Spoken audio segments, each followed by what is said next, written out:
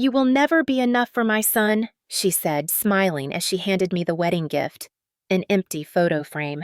That was the moment I knew. This wasn't just a rocky start. This was war. My name is Claire, and I used to believe that love could fix anything. I met Daniel 3 years ago, smart, gentle, solid. He was everything my chaotic childhood hadn't been. We fell fast, built slow, and by the time he proposed, I knew I was ready to marry not just him, but the life we could make together. What I wasn't ready for was his mother, Evelyn. Picture the kind of woman who walks into a room and makes the air colder, not by what she says, but by how perfectly she doesn't say anything. She's elegant, sharp, knows how to make you feel 2 inches tall without raising her voice. And the worst part? Everyone loves her. Everyone. But me. From day one, she questioned everything. My job, my family, my cooking, and eventually, my place in her son's life. You will never be enough for my son. That's what she said as she handed me the wedding gift. It wasn't wrapped in shiny paper or topped with a ribbon. It was just handed over. Flat palms, neutral smile. Inside the box was a delicate silver photo frame. Empty.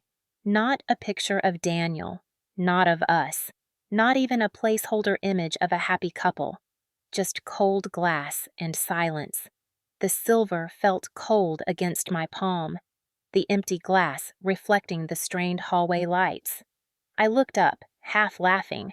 No picture? Evelyn tilted her head. You can add one later, if it lasts. From the very beginning, Evelyn made it clear I was on borrowed time. My name is Claire Wallace, and I've never belonged to the kind of family that sips from crystal glasses and talks in subtext. I grew up in a tiny rental with a mom who cleaned houses and a dad who left before my 5th birthday.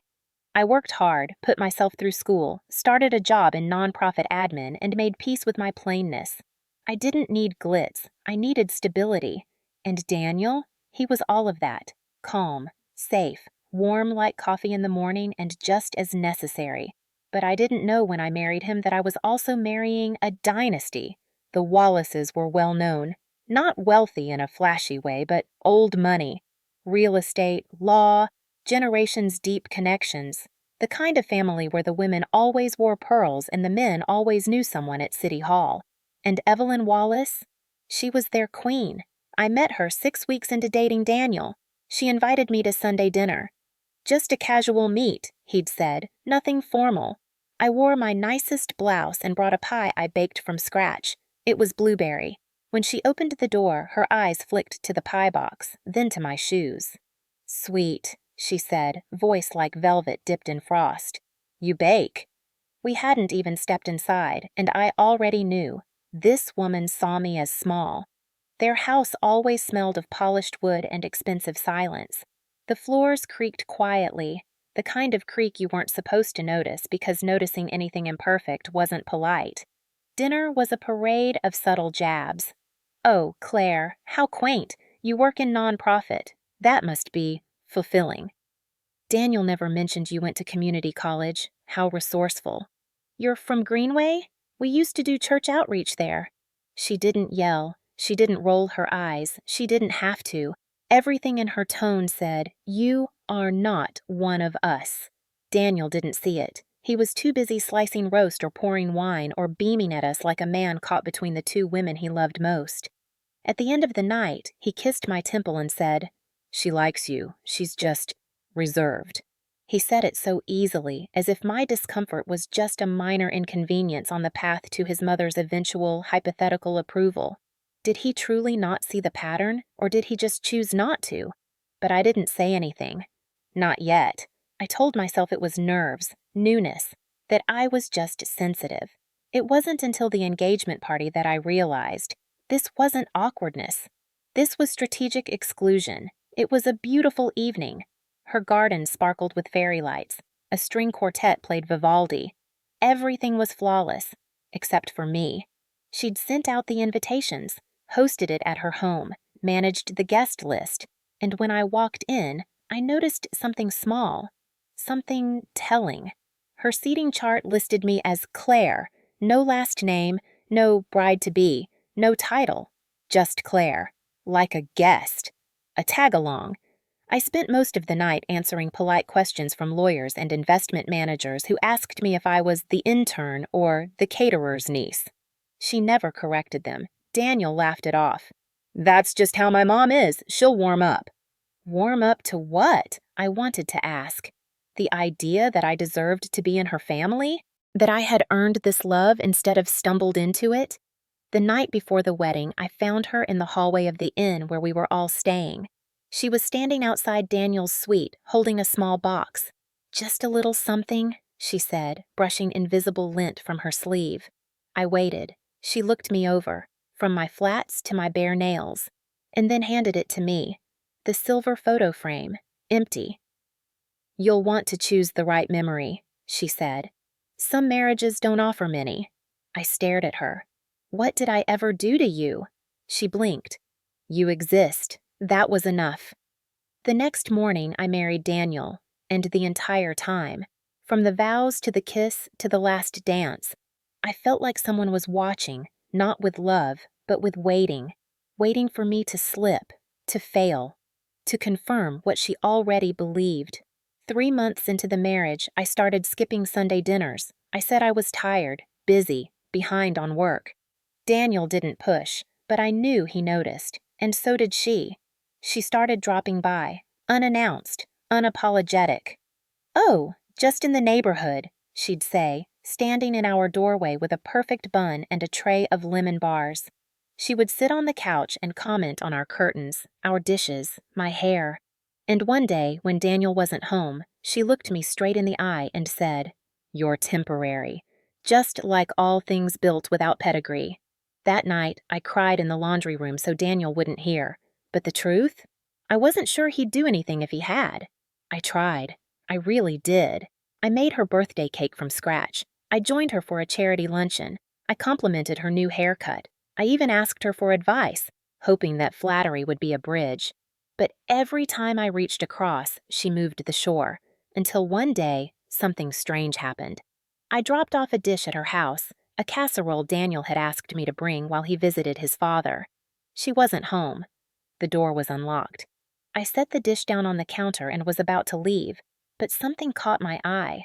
A manila folder, half hidden under a stack of magazines, almost deliberately obscured. A sudden chill ran down my spine, an instinct I'd learned to trust. I stared at it for a long moment, then I picked it up, and what I saw inside changed everything. The folder wasn't thick, just a few pages, yellowed edges, slightly curled at the corners, but it hummed with something I couldn't explain, like touching it broke some unspoken rule. I told myself I shouldn't look, but I already was. The first thing inside was a photograph, a black and white portrait, vintage, grainy. A young woman sat in front of a piano, posture perfect, expression unreadable. Her hair was darker, looser, but the shape of her mouth, that carefully restrained gaze, it was her, Evelyn, but a version I couldn't reconcile with the icy matriarch I knew. Younger, yes, but also softer, vulnerable, and beside her was a man I didn't recognize, younger than Daniel's father, handsome in a careless, unbuttoned way. His arm rested behind her shoulders, not touching, but close, too close to be casual. Tucked behind the photo was a brittle newspaper clipping. City recital canceled after sudden departure of young prodigy. Rumors of an engagement broken under family pressure. No names, no direct mention of Evelyn, but I didn't need one. And then, a letter, folded, worn at the creases, written in slanted cursive I didn't recognize. Evelyn, I waited.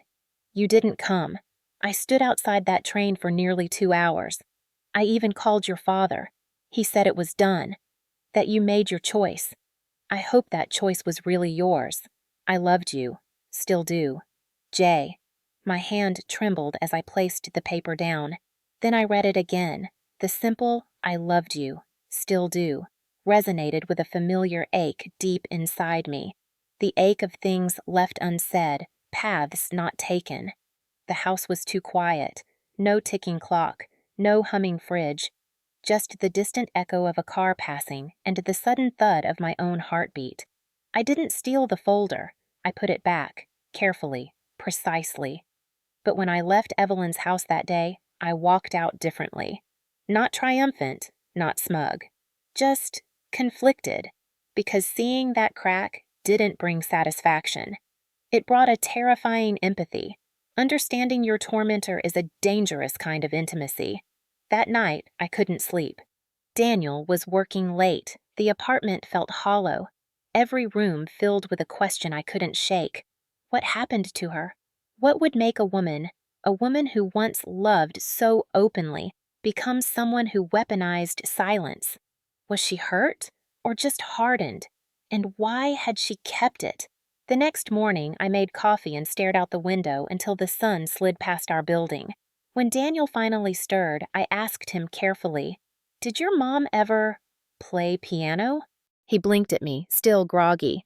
"Yeah, she used to teach, a long time ago, before I was born." "Why'd she stop?" He paused, scratching his neck.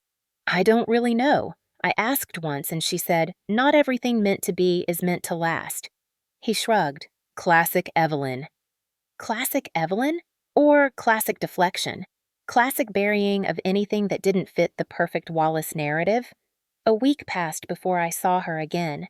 Daniel convinced me to attend Sunday dinner, said it'd mean a lot to him. I said yes, mostly out of curiosity. I wanted to look at her and know what I was seeing. We arrived on time. Of course, she opened the door like always. Perfect hair, flawless lipstick, icy eyes. But this time, I looked for it. The piano. The grief. And maybe it was projection. Or maybe something really had shifted, but I swore her voice trembled for just a moment when she said my name. Dinner was awkward. It usually was. But there was something new now, a kind of tension that wasn't sharp, just heavy. She didn't insult me. She didn't compliment me either. But when dessert came out, she turned to me and said, "The lemon bars you brought last time were decent." Decent. Not good, not lovely. Just acceptable. It was the highest praise Evelyn seemed capable of offering across the chasm between us, and even that felt calculated. Daniel nudged my knee under the table, grinning. "Progress!" He called it progress. I saw it as Evelyn testing the waters, seeing how little she could give and still maintain control. A few days later, I passed Evelyn in the grocery store, completely by accident. She was at the flower section, holding 2 bunches, hydrangeas and lilies. Her expression was tight, deciding something, perhaps. I could have walked past. Instead, I stepped forward. "Hi," I said softly. She startled. Just a flicker, but she wasn't used to being caught off guard. "Claire?" Her voice returned to ice. "What a surprise! I didn't expect to see you here. Clearly." I glanced at the flowers. "I like the hydrangeas. Lilies always feel formal." She looked at them, then back at me. "Lilies were my mother's favorite." I nodded. "Mine too." Silence. Then she said, "You and Daniel seem happy." Was that a question? A warning? A test? I met her gaze. "We're trying. I think that's what marriage is. Choosing. Even when it's hard." Her face twitched. Barely. And then, to my complete shock, she said, "Your mother raised you well." My breath caught. It was the first time she had ever acknowledged my mother, my upbringing, as anything other than a deficit. The unexpected validation felt like a fragile truce offered in the middle of a cold war. She placed the lilies down, took the hydrangeas instead. A conscious choice? A momentary surrender to something less formal, less tied to the past? Or just a change of mind about floral arrangements? I didn't know, but I couldn't unsee it. That night, I sat in bed and tried to write it all down. Not in my journal. That felt too private, too much like exploring my own wounds. This needed direction, even if it never arrived. A letter. To her. "Evelyn, I know you loved someone once. I saw it in the photograph. I read it in his letter. I'm not here to replace what you lost. I'm here because I love your son, and I want peace. Not approval, not permission, just space to grow. I don't need you to like me, but I'd like us not to be enemies. You lost something once. Please don't lose him too. I sealed the letter, slipped it into the drawer beside our bed. A message in a bottle tossed into the quiet sea of our shared house, likely never to be read, but written nonetheless. And I waited. The letter sat in my drawer for 3 days. By the 4th, I'd memorized it. By the 5th, I almost threw it away. By the 6th, I left it on Evelyn's doorstep. No note, no envelope, just folded with my name written neatly on the back. Something about the bareness of it felt right. She would know it was me.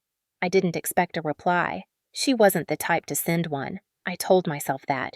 I reminded myself that the letter was for me, not her. Still, when my phone buzzed a day later, I checked it with a tight stomach. It was from Evelyn.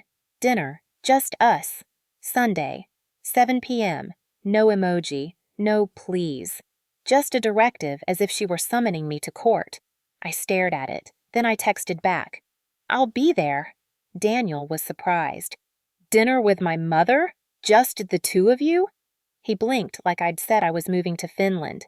She invited me. He hesitated. What does she want? Honestly, I'm not sure, but I think I need to go. He nodded slowly. You're brave. That surprised me. You think so? I do. I don't think I've ever challenged her. Not really. I guess I just assumed she was immovable. And there it was. The quiet admission. The unspoken truth behind all his silences. That he had learned long ago it was easier to avoid standing up than to risk being cut down. Sunday came too fast. I stood outside Evelyn's front door for several long breaths, clutching a bottle of wine I knew she wouldn't drink. Not because she disliked it. She simply didn't drink anything she hadn't selected herself. Still, I needed something to hold. She answered before the second knock. Of course. She looked at the wine, then at me. Come in. Her house smelled of roasted rosemary chicken and lemon, the kind of scent that belonged in a family kitchen, the kind that almost tricked you into believing warmth lived here. The table was already set, white linen, silver cutlery, flickering candles, but no centerpiece, just a space between us. We sat. No small talk, no asking about Daniel. She poured water into stemmed glasses, then sat opposite me with deliberate poise. For a while, we ate in silence, knife on china, fork to plate, the soft clink of domestic civility. Then she said, I read your letter. I looked up. Okay. I don't respond well to ultimatums. I didn't think I gave you one. You didn't. Not directly. I swallowed. That wasn't the point. It was a reach. She studied me. The candlelight softened her features, but her eyes stayed sharp. Still, there was something else behind them tonight. Not softness, but fatigue. As if holding up the armor had become exhausting. After a moment, she said, You remind me of her. Your mother? No. A pause. His mother. My heartbeat slowed. The man in the photo. She didn't answer, but she didn't deny it. Evelyn stood and walked toward the piano in the corner of the room. I hadn't noticed it before. It was closed, dustless, maintained like a monument, not a tool. I used to play, she said softly. Concerts, recitals. I had a scholarship lined up. He wanted to travel with me. I wanted to stay. I said nothing. He waited for me. At a train station. I never came. My father came instead, with a signed engagement to Wallace Sr. and a suitcase full of consequences. She turned toward me. I married for protection, for permanence. You married for love. That makes you dangerous. I blinked. To who? To men like my son. That stung. You think I'll ruin him? She shook her head. No, I think love will. Yours. His. Love has no place in a family built on legacy. It complicates things. I exhaled slowly. Then, maybe legacy needs to be complicated. For the first time, I saw her smile. Just a flicker. A ghost of something buried under decades of discipline. After dessert, we sat in the quiet for a moment. She sipped her tea. Then she said, "Do you still have the frame?" It took me a second to realize what she meant. "The wedding gift?" She nodded.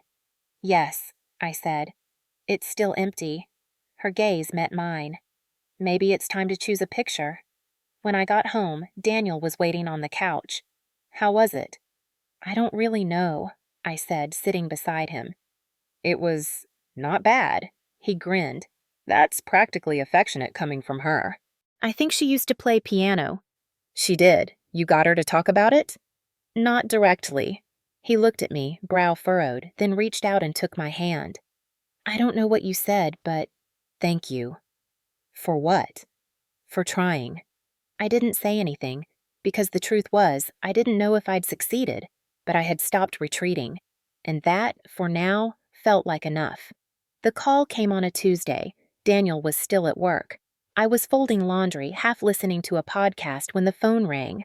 I almost didn't answer. The number was unfamiliar, but something told me to pick up. "Mrs. Wallace?" a voice asked. "Yes?" "This is Dr. Morano at St. Agnes Hospital. Your mother-in-law, Evelyn Wallace, was admitted this afternoon. She had a fall at home. Nothing life-threatening, but she's asking for you." Not Daniel. Not a cousin. Me. The drive was a blur of red lights and tight breath. By the time I reached the hospital, visiting hours were nearly over. Evelyn was in a private room, pristine, quiet, too white. She looked small in the bed, pale against the sharp starch of her pillow. When she saw me, her mouth tugged into a frown. Not disapproval, pain, and fatigue. "Claire," she said, barely above a whisper. I sat down beside her. "You asked for me?" "I did." She didn't explain why, and I didn't ask. The nurse came in, checked vitals, left us in silence again. Evelyn stared at the window, at the dim lights of the parking lot outside. "It was stupid," she murmured. "A loose rug. I knew it curled. I ignored it." "You're lucky it wasn't worse." She nodded faintly. "I tried to reach Daniel," I added. "He's on his way." "No," she said. "I told them not to call him yet." "Why?" "Because he panics. And I wanted quiet." I blinked. "So you called me for quiet?" She turned her head. "You don't flinch." I didn't know what to say to that. We sat like that for a while. Two women with too much unsaid between them. Two women who, for the first time, had nothing to prove. After a long stretch of silence, she spoke again. "Do you remember the letter you wrote?" I nodded. "Yes." "I burned it." My throat tightened. "But I read it twice first," she added. "That's more than I've ever done with anything that confronted me." I let out a breath. "Why did you burn it?" "Because I didn't want a record of something that made me feel exposed. Weak." "You're not weak." She closed her eyes. "You don't know what it costs to build a name, to hold it up for years, through marriage, loss, disappointment, and regret." "No," I said softly. "But I know what it costs to lose yourself trying to belong to someone else's idea of strength." That made her eyes open. She looked at me like she was really seeing me, and for once, she didn't deflect. When Daniel arrived, he rushed into the room like a man already grieving. He wrapped his arms around her, kissed her temple, whispered a dozen apologies for not being there sooner. She winced a little, then motioned to me. "She's been here, since the beginning." He turned to me, surprised. "You came alone?" "She asked for me." His face softened, and something in his posture shifted. A small collapse. Not in disappointment, in relief. Evelyn was discharged the next afternoon. Her ankle was wrapped, her pride bruised, but she was cleared to return home. Daniel took her bags, handled the release forms.